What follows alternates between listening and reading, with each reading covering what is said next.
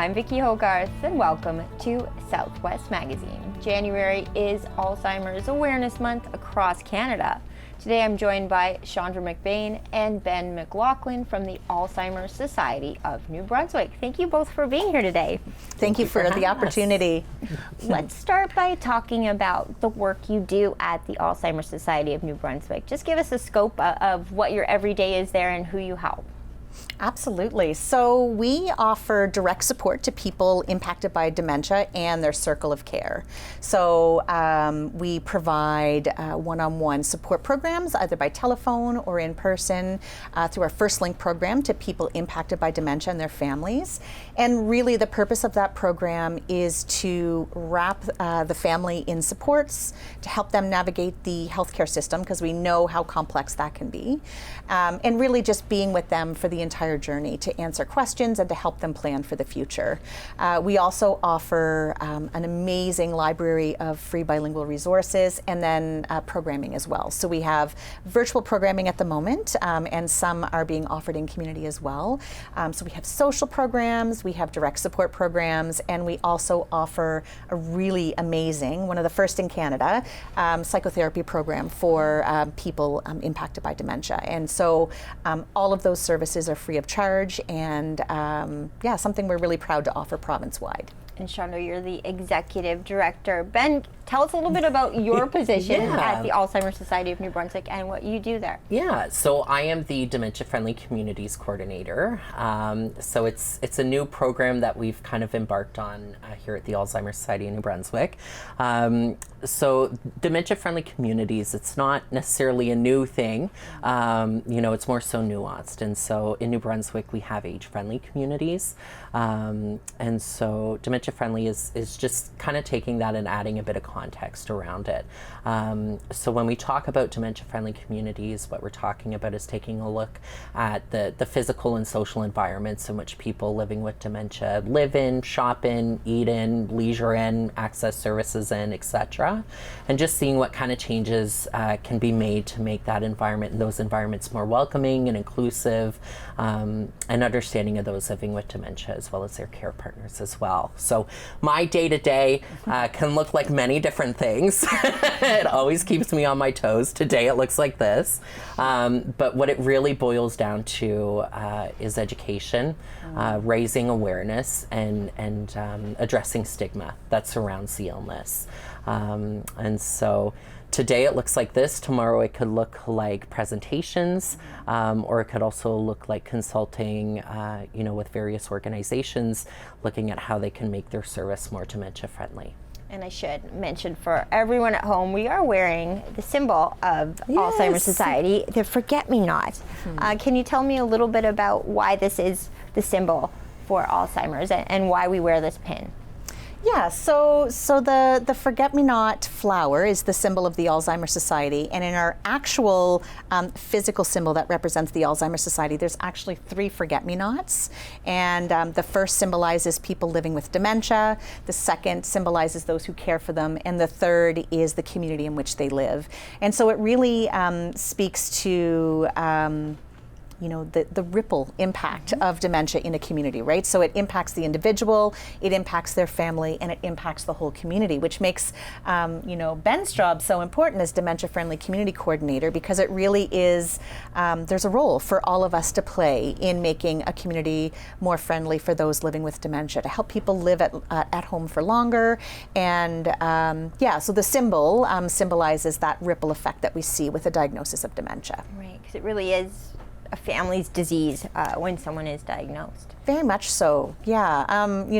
Primarily our programs obviously support people living with dementia, but also that entire circle of care. And we know that for every one person with dementia, there's 6 to 8 people in their support system. So family, neighbors, friends who come together to support that individual. And that's whether or not they live in a long-term care facility or if they live in community. severity, where we know the majority of people living with dementia actually live in communities. So that's why our symbol really touches on all of those people that are needed and a part of that circle of care. And before we get to talking about what it's like to be a caregiver and what tools are available, Ben, you mentioned stigma. Can you talk a little bit about that? I know that it's one of those things I think so many of us are worried about, getting dementia or having someone in our family affected by it and what that will do. But how does the stigma interfere with people's ability to even talk about dementia? Yeah. So for a long time, there's been such a big stigma surrounding dementia, especially Alzheimer's disease. And so we know that this has an impact on people. It can delay people seeking help and seeking a diagnosis if they believe that they are affected by dementia. And it can also influence and impact how we see people who live with dementia as well. Oftentimes we have the tendency to interpret certain behaviors, as being aggressive or as being violent, and oftentimes we associate that with the illness when in fact, we should be taking a look at the environment, where that environment is, where that person is living, what other, factors could be playing into that. And so I guess that's why it is important that we start talking about it.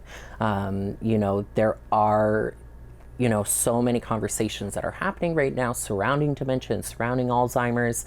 And so it's important that, we make sure that those conversations, include conversations about stigma, because it has such a big impact.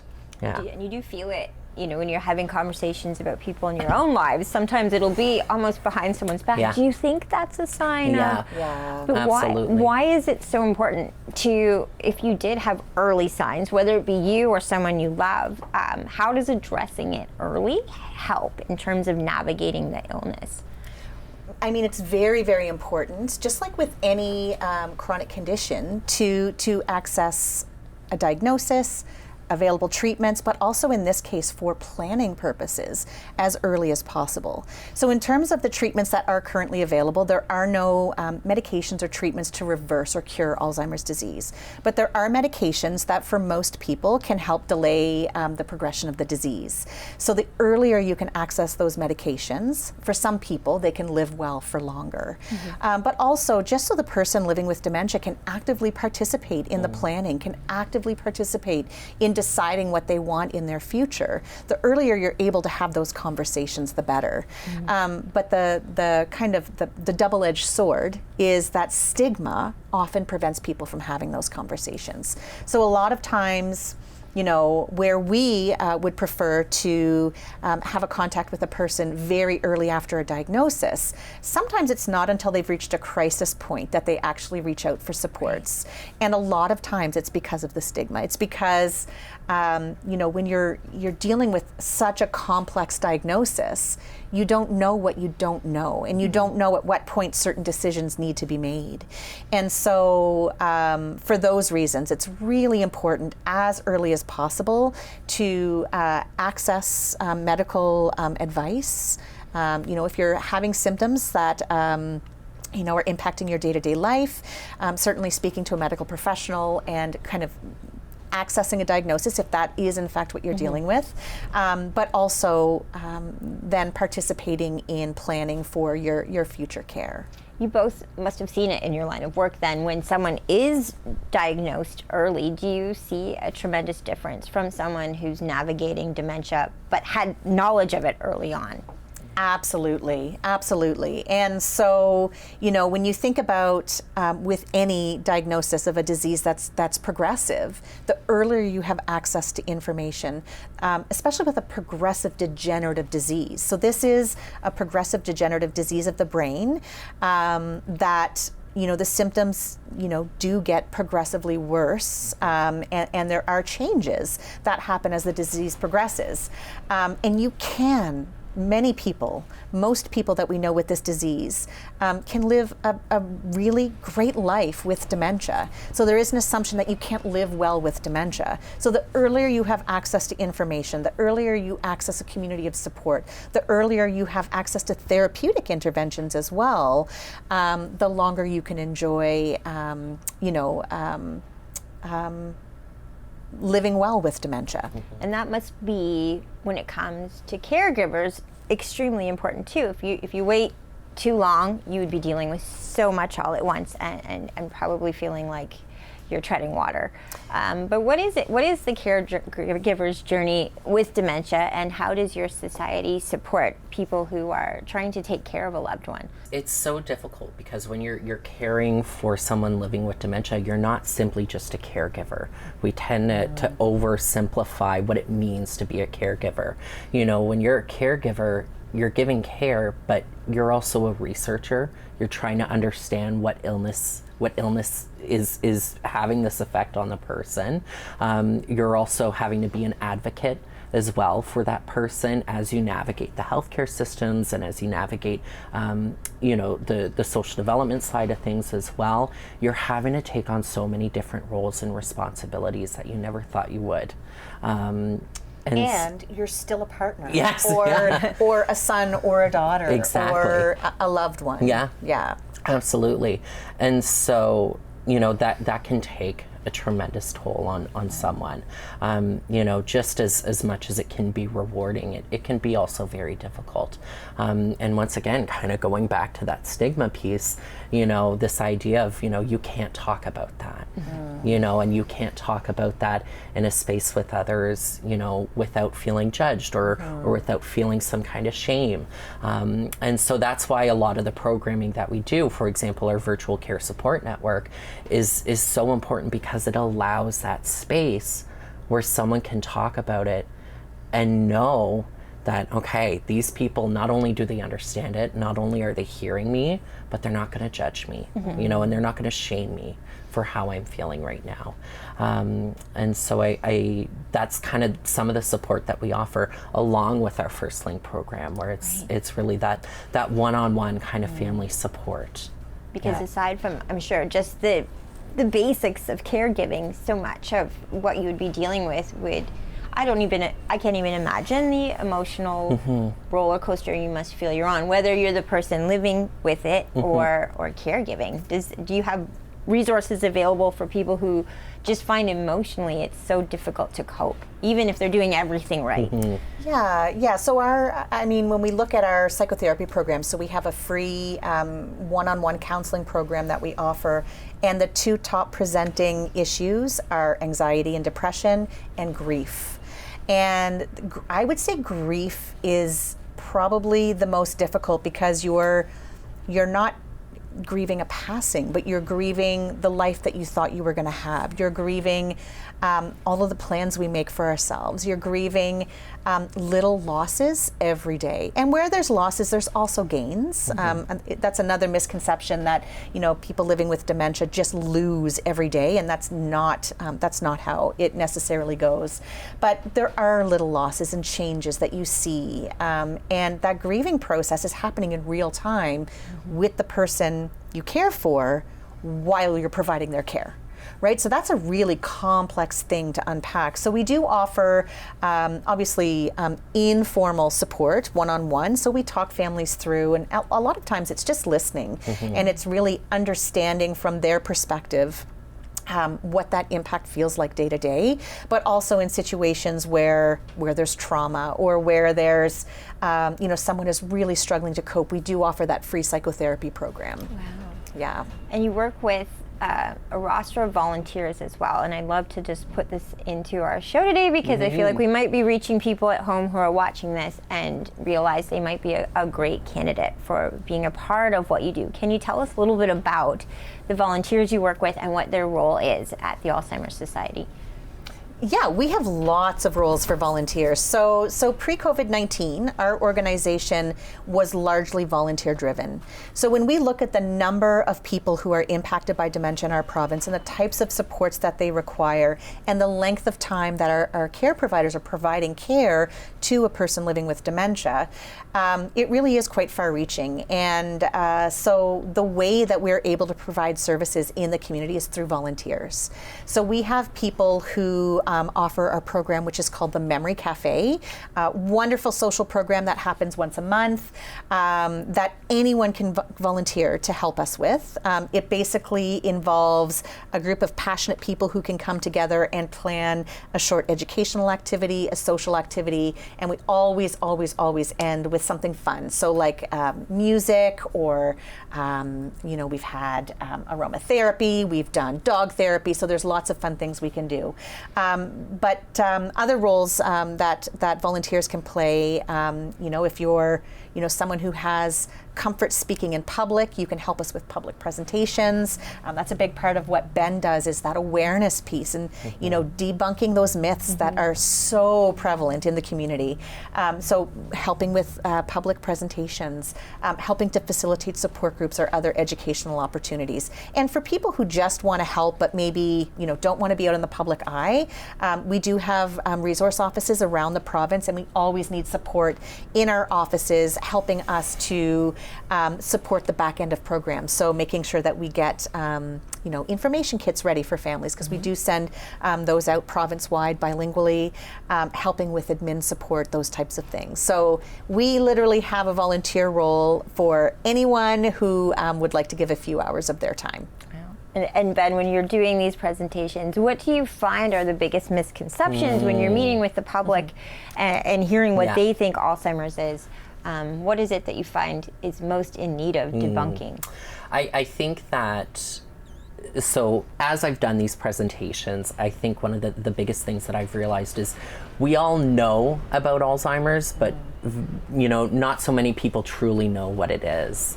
I think that we kind of have this tendency of thinking that Alzheimer's and other related dementias are illnesses of the memory, whereas we know that it's so much more than just memory that's impacted by dementia and by Alzheimer's. For example, visuospatial is oftentimes really affected in Alzheimer's. Your peripheral vision is really affected. You could also experience paranoia, delusions, hallucinations. And so I think it's important that we start, understanding, dementia and Alzheimer's, sure, as an illness of the memory, but it's also so much more than that. And so as Chandra said, it's progressive and it's degenerative. And so what I like to say is, if you stop and you think about it, what bodily process or reaction or function happens outside of the brain? There isn't one, and so what we're talking about is progressive, degeneration in the brain. And so when you bring it back to that of what happens outside of the brain, there isn't one thing that happens outside of the brain. At one point in time, it all goes through the brain. So there are so many different things, of course, memory, but so many more things that are affected than just memory. And so when we get into kind of the DFC, so the dementia friendly community side of things, and we take a look at some of the physical changes, if we understand it as simply an illness of the memory, some of the changes that can be made to the physical space to make it more dementia friendly may not necessarily compute. It may not necessarily make sense why. One thing that we like to say, when we talk about changes that can be made to physical spaces is having contrasting contrasting colors for chairs, for example. Okay. And so if we understand dementia and Alzheimer's is purely an illness of the memory, what does that have to do with memory? Well, in fact, what we know is that contrast in colors can help someone gauge the depth of the chair. And so it helps them navigate that and helps them to sit down.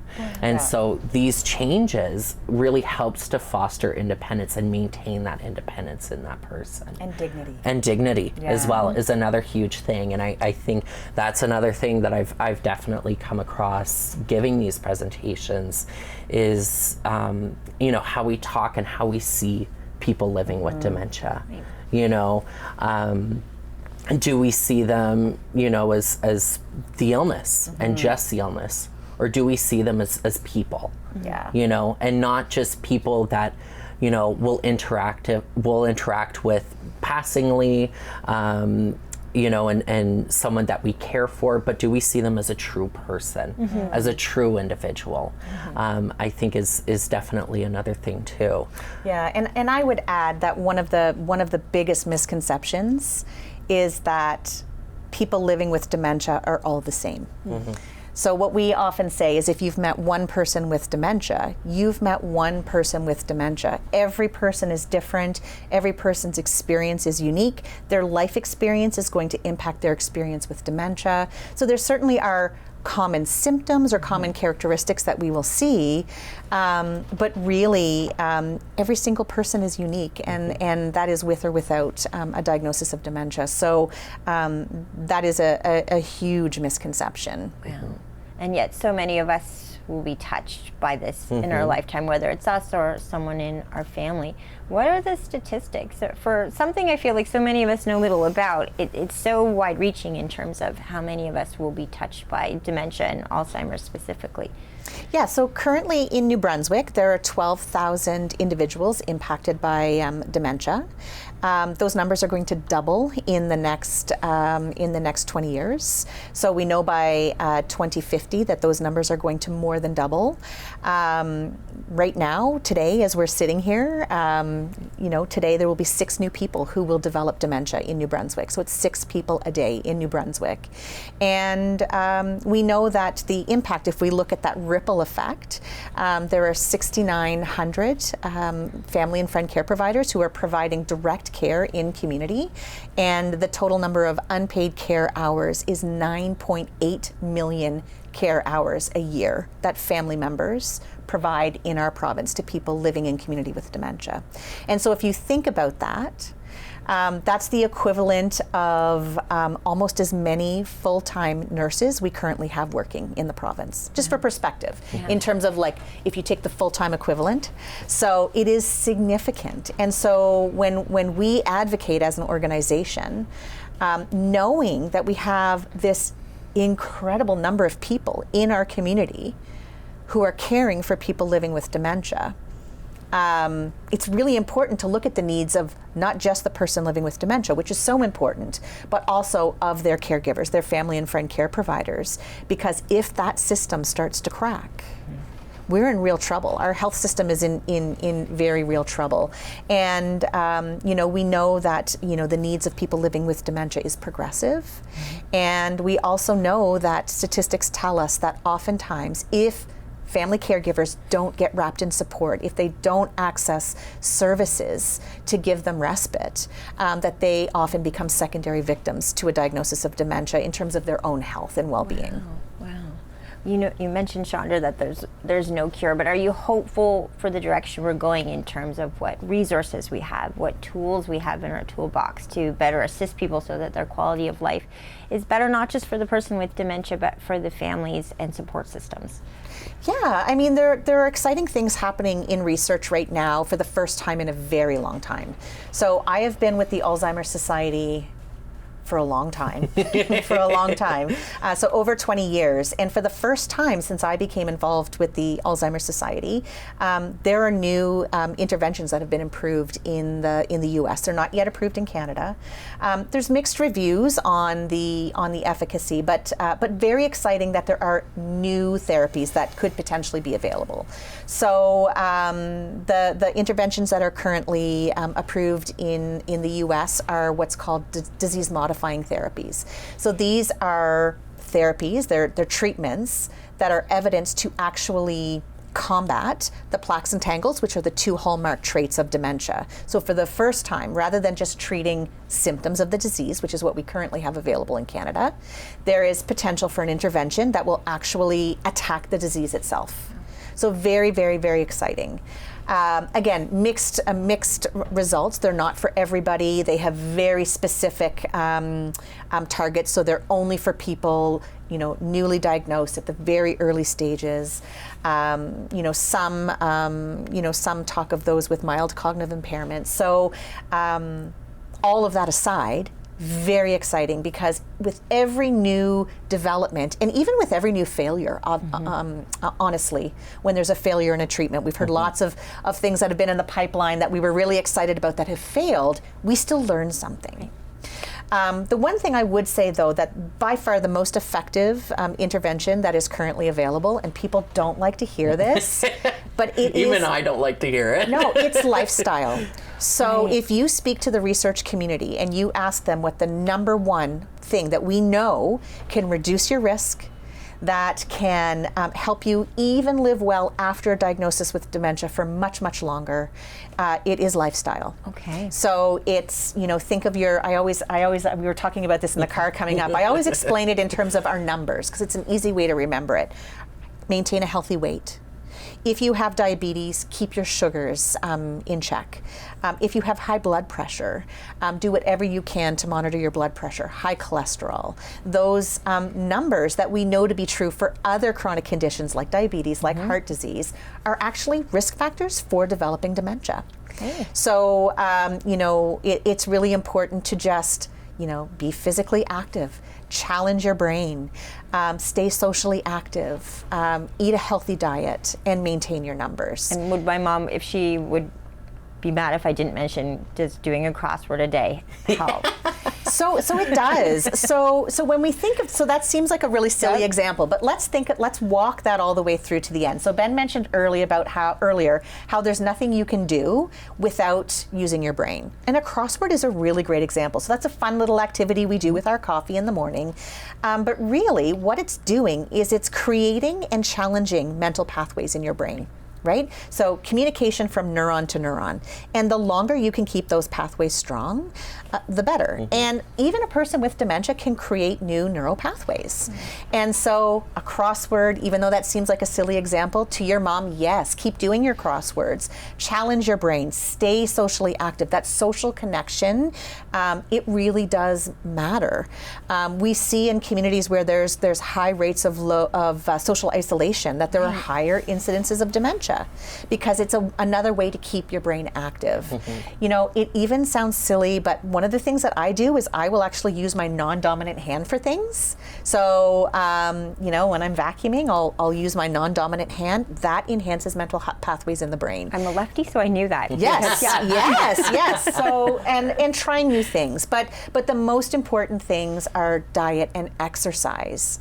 It can reduce your risk of developing dementia significantly. And in fact, we know based on some recent research that there's actually been data modeling to show that it can dramatically reduce the number of people living with dementia in our province in the next 30 years. Well, the door is open whenever you want to come back. We'd love to have you as regulars, because I think this is just the start of a long conversation we should be having. We would welcome that opportunity. Yeah. My guests today have been Chandra MacBean and Ben Mclaughlin from the Alzheimer Society of New Brunswick. I'm Vicki Hogarth. Thank you for watching Southwest Magazine.